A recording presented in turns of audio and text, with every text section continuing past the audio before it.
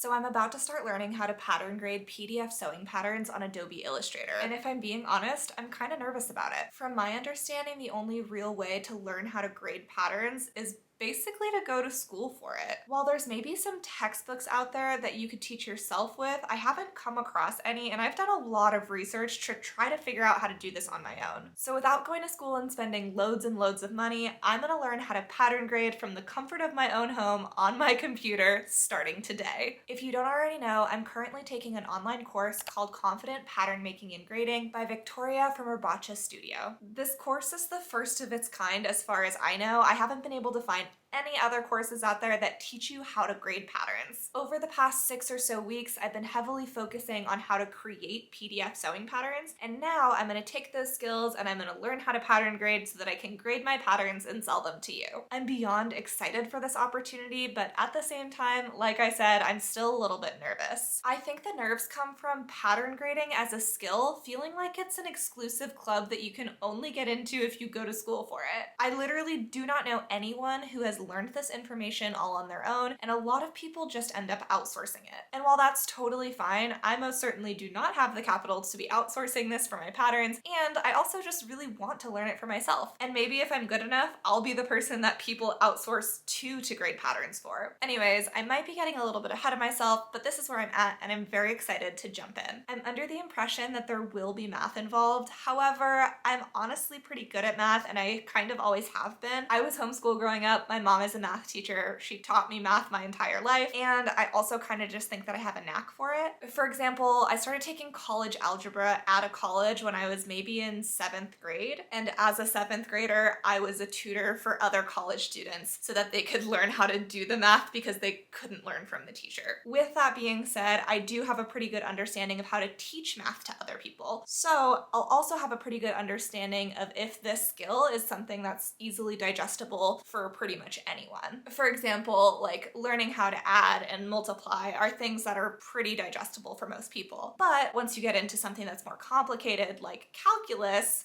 maybe there are limitations there, and not everyone can learn how to do calculus. So my goal is, one, obviously to learn how to pattern grade, but I also want to be able to report back to you if I think that this is something that pretty much anyone can learn. I would say that taking this course is relatively accessible in terms of it only being a 12-week course, so there's not a huge time commitment, as well as the price point compared to going to college, for example. It's significantly lower than that, and you have a lot of one-on-one time with Victoria, so it's really personable, and she's super helpful with every single student and all of their needs.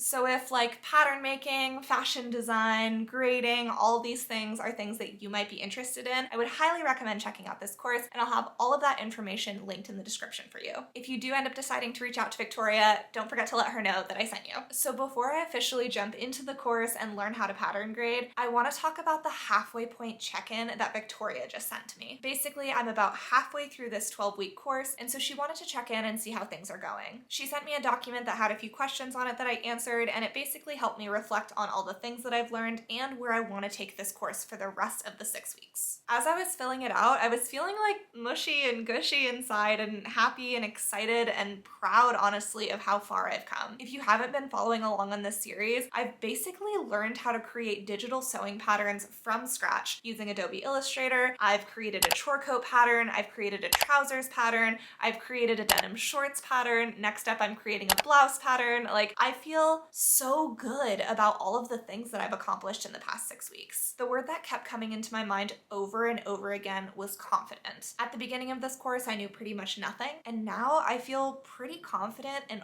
all of my skills that I've learned. I feel like I could create a design concept in my mind, or I could see a garment on someone else, and I would pretty much know the direction that I would need to go in, as well as where to start for creating the pattern completely from scratch. If you asked me if I was able to do that on day 1 of taking this class, I would say absolutely not. I have no idea where to start. I know nothing. So for just 6 weeks of learning, I would say that that is a huge accomplishment. I'm not like going to college or anything for this. I'm literally learning from the comfort of my own home, and I just happen to have a really, really great instructor. If I were to use a few words to describe Victoria as an instructor, I would say that she's kind, knowledgeable, inclusive, and she really, really wants you to succeed. That's pretty much all that I could ever ask for from an instructor, and I am so grateful to Victoria for creating this course because not only do I get to learn all these cool new skills, but pretty much anyone out there who wants to learn also has the opportunity. I almost feel like at every step of the way, I was a little apprehensive about learning so much information. And then after learning it, I was like, wow, why was I apprehensive? Like, I learned all of that and I did a good job. That also makes me reflect on today, where I'm literally telling you right now that I'm apprehensive to learn about pattern grading. But at the same time, I'm very confident that I'm going to be able to learn because Victoria has been such a good instructor and because it's something that I really, really want to learn and I have wanted to learn for such a long time. So I think with this like magic formula of having a good instructor and being really committed to the learning process, I'm gonna have the outcome that I'm looking for, which is ultimately to be a confident pattern maker and grader. And now that that's coming out of my mouth, it's really goofy because this course is literally called Confident Pattern Making and Grading. Anyways, all that to say that I've learned so much, I'm excited about where I'm at, I'm excited about where I'm going, and I'm excited to be sharing the whole process with you. I've vlogged literally the entire process starting from day one, so if you're interested in seeing all of those vlogs, I'll have it linked on the screen for your reference. Now let's get into pattern grading. Grading is something that I'm really looking forward to teaching you and opening your mind to, because Lord knows that it is not easy information to come by.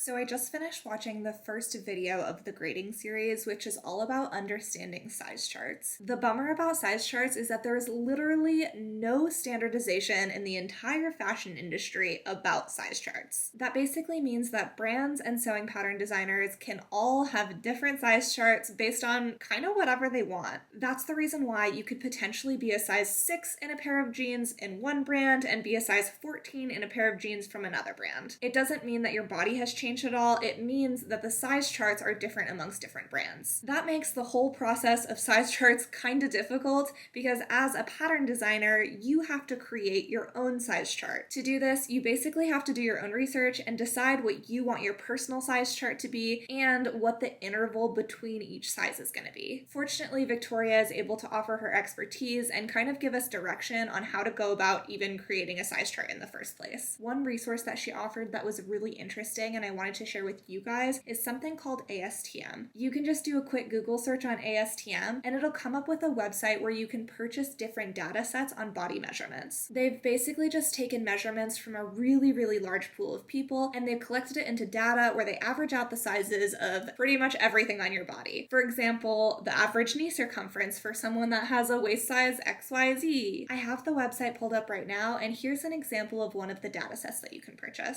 This one's called Standard Tables for Body Measurements for Plus Woman's Figure Type, size range 14W to 40W. It says these tables list body measurements for complete range of plus women sizing, and the price is $63. There are a variety of data sets that you can purchase, for example, different size ranges between men, women, children, etc. This information can be a really helpful starting point for people who are trying to create a size chart for their business. So with all that being said, I started to create a size chart. The first size is the pattern sample size, which is my body measurements, and basically I'll grade up and down in sizes from my personal size. I personally think that using body measurements from real people, like myself for example, is super important. And the reason that is that I've found in the fashion industry, these size charts aren't really based off of real body measurements and therefore things don't fit properly. Of course, everyone's body is shaped differently and so that factors into this, but if you take standard dress forms for example, you'll notice that those dress forms don't really correlate to real human body sizes. The dress form that I own, I searched high and low for so that I could get the one that was closest to my body measurements, but it took a long time to find and it was very expensive. The one that I purchased is from an Etsy seller called One Forms, and all of their dress forms are based on real human bodies, which is super helpful because obviously we're trying to fit clothes for real human bodies. So anyways, all of that to say that I started to create a size chart for my patterns and I sent it over to Victoria to see if she could review it and see if I was on the right track. Now without further ado, I'm gonna finally jump into the next module, which is all about learning how to grade the basic skirt block. Today is a very exciting day because it is the day that you are going to learn to grade your first pattern. Hello, it has been a few days since we chatted last. I worked on all of the exercises for grading 2 days ago, and I actually got through all of them in a single afternoon. I learned how to grade a sleeve block, a pant block, a dress block, which also basically includes like the skirt and the bodice. So I learned how to grade all of the blocks, which was super, super cool and very eye-opening. The video modules that Victoria created to teach you how to grade each block was actually really, really digestible. So I feel like I have a good understanding of how to apply what I learned in the videos to actual pattern pieces. So I basically did all of the grading exercises on each of my block pieces, and then I sent them into Victoria for a review. She sent me a video back this morning going over the changes that she would make, but overall I got the concepts down really well. You're essentially taking different points of the pattern pieces and moving them by a certain increment. The increment that you move it by is actually a grade plan that you create based on the measurement chart that you have for your business or your pattern making company or whatever the case may be. But with that being said, Victoria does teach you how to create a grade plan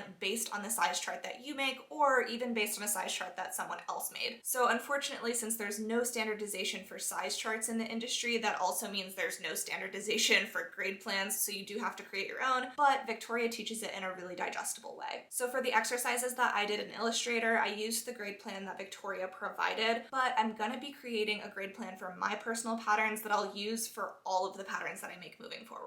So overall, what I'm trying to say is that the moving of the points themselves is really digestible. The thing that's a little bit more tricky is curves themselves. For example, if you could picture the curve of a sleeve head, you have to be able to essentially mirror that sleeve head as the sizes get bigger. Just because you move the point where it's supposed to be doesn't mean the curve actually changes the way it needs to. So a lot of the time you have to go back and you have to manually make these changes, and that's something that you kind of have to be able to visualize. Fortunately though, if you're like me and you actually have a really hard time visualizing how those curves are supposed to change over a size range, there are functions that Illustrator has that will kind of make it easier for you to digest. So essentially, each point that you create on Illustrator can have a handle, and when you move the handle, it'll change the shape of the curve. So by seeing where these handles are, it'll help you figure out how to adjust the curve. This might not make a whole lot of sense to someone who doesn't use Illustrator, but the point that I'm trying to get at is that I think that if you want to learn how to pattern grade, it is totally possible. For the majority of grading, you basically are just putting points where they belong based on a grade plan. That part, I would say, is super easy. Adjusting the curve handles is a little bit more conceptual in my opinion, but it's significantly easier to do that on Illustrator than it would be to do if you were flat patterning. And what I mean by that is if you were actually pattern making on pieces of paper rather than trying to do it digitally. My goal with this video is definitely not to teach you how to pattern grade, but to encourage you that it's totally possible to learn if you want to.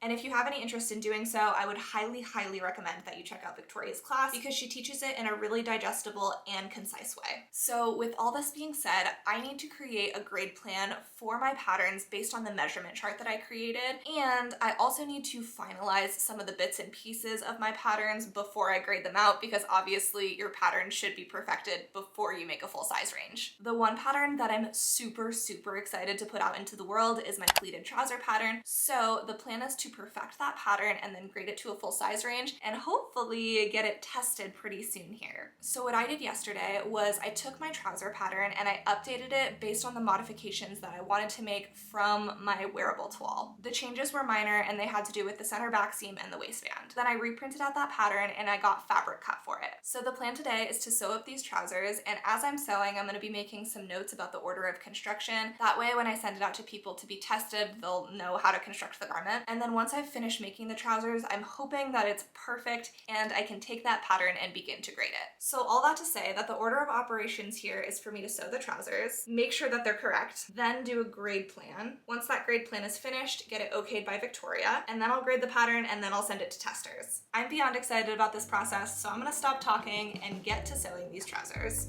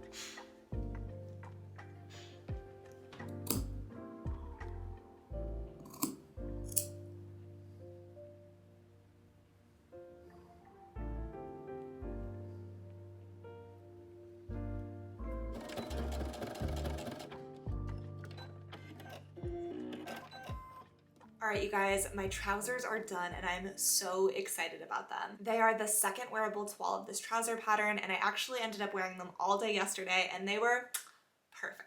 From the first wearable toile to the second wearable toile, the change that I made was at the center back seam. I took out a few centimeters because my first toile was a bit more relaxed at the waist than I wanted. So after finishing my second wearable toile, I tried it on to make sure that everything was fitting properly, and it was around the waist, but there was a little bit of excess fabric in like the butt crotch area. So what I did was I put on the trousers inside out and I kind of pinched out where the extra fabric was. I drew in a new seam line, I sewed that seam line, I tried it on again, and they fit so much better. Let me grab them so that I can show you what I mean. So this is the center back seam. You can see that up here is the original line and back here is the new seam line. It might be hard to tell on camera because of the color, but essentially the curve just changed a little bit to take up some of that excess fabric. I then took this new crotch curve and I applied it to my paper pattern. And the result of that is this new seam line in here. So what I need to do now is fix that in Illustrator, and then the pattern is ready to be graded. But before I get into computer work, let me put the trousers on so that you can see them.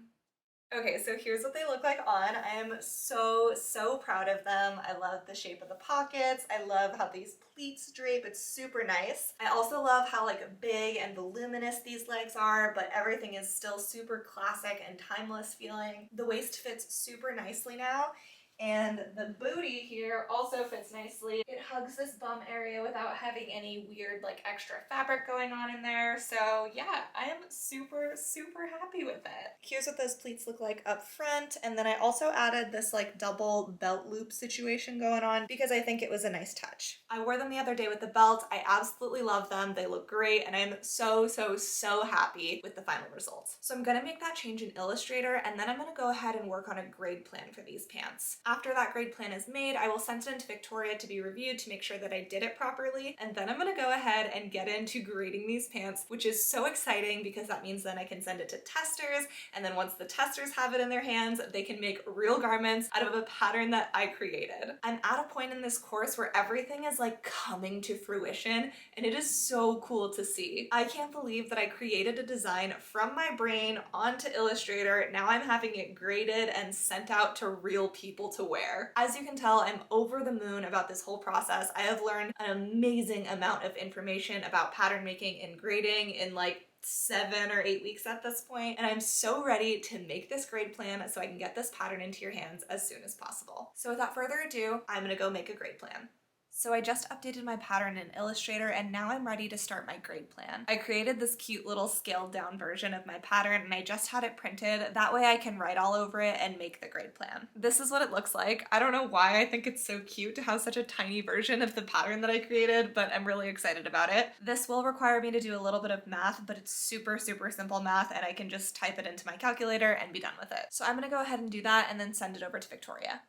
Alright you guys, admittedly it has been a hot second since we chatted last. I have since finished my grade plan. I finished grading out my entire trouser pattern into a full size range, which is amazing. I've been working on this vlog for probably like 2 weeks now, and there was a good portion of that time, maybe like 3 or 4 days, where my body just stopped functioning properly. I basically woke up one morning thinking it was morning, but apparently it was already 1 o'clock, which means that I slept from like, I don't know, 9 p.m. to 1 p.m. the next day. That was a sign from my body telling me that I was absolutely exhausted and I needed rest. So I kind of had this internal battle of like, I really want to finish this trouser pattern, but I also am so tired and feeling a little bit burnt out if I'm being honest. I'm by no means burnt out on sewing or pattern making or anything to that effect. It's more so that I just had so many things going on at one time that my body was like, yo, we gotta stop, chill for a second, you deserve to take a weekend. I've probably been working for like 8 weeks straight without taking a proper weekend because I'm so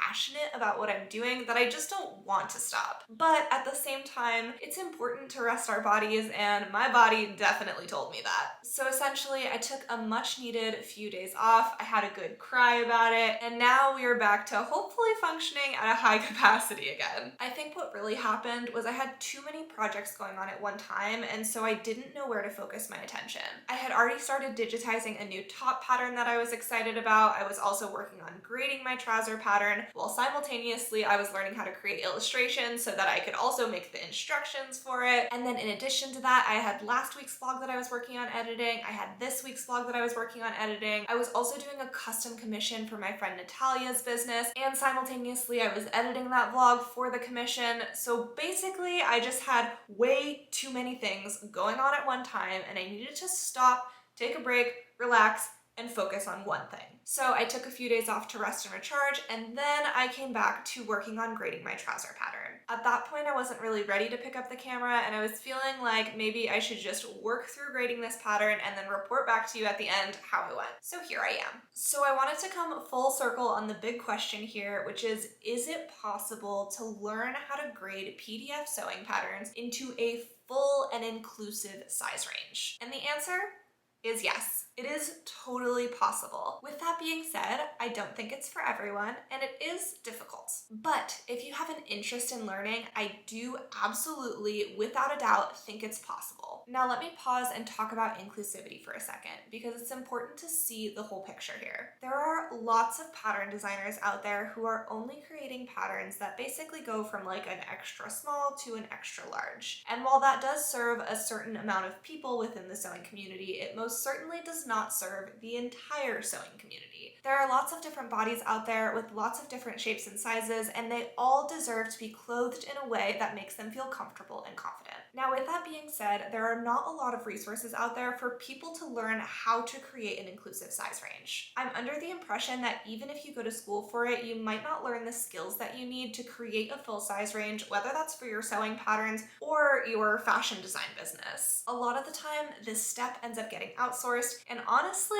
it's not very cheap to do that. Based on what I've heard from other people in the industry, I think you can get one single size of a pattern that you've created for like $20.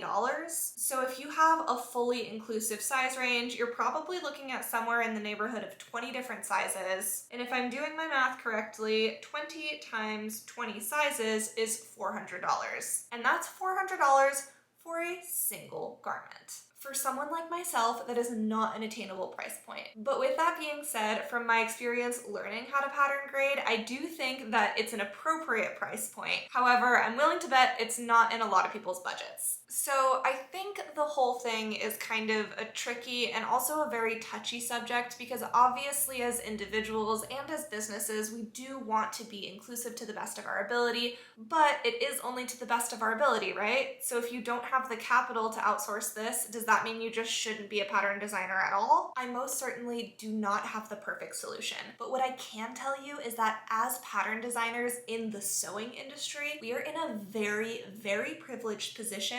because the customers want us to be able to create sewing patterns in a full size range, and so they are willing to give their time and energy to help you as a designer. And what I'm talking about is pattern testing. There are so many sewists out there who will kindly and gladly give you their time and honestly even their resources to create your pattern in their size and give you feedback on that pattern. It has rightfully become the industry standard that before releasing a sewing pattern, you do your due diligence and you have a testing group. These testers will help you test for fit and go over your instructions and give you feedback so that you can make the most perfect pattern possible. Okay, now let me come full circle with this picture here. When you are pattern grading, it is essentially just moving points by a certain amount based on a grade plan that you created. There is a point on your size chart where the increment that you're grading by does need to get larger in order to account for the necessary ease of the garment, but the concepts remain the same.